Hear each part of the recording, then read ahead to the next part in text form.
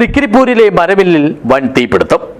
വളവറ മുണ്ടിക്ക് സമീപത്തെ bright would ഇൻഡസ്ട്രീസിലാണ് ഞായറാഴ്ച രാത്രി 12:30 തീപിടിച്ചത്.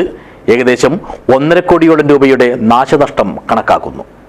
This news sponsored by Emmanuel silks, Kanhangad, Kannur and Thrissur.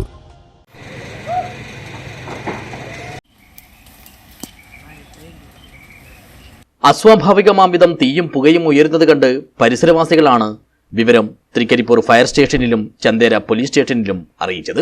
തുടർന്ന് തൃക്കരിപ്പൂർ, പയ്യന്നൂർ, പെരിങ്ങോം, കാഞ്ഞങ്ങാട് എന്നിവിടങ്ങളിലെ നിലയങ്ങളിൽ നിന്നായി അഗ്നിരക്ഷാസേനയുടെ 6 യൂണിറ്റുകളെത്തി മണിക്കൂറുകൾ നീണ്ട പരിശ്രമത്തിലൂടെയാണ് തീ നിയന്ത്രണ വിധേയമാക്കിയത്.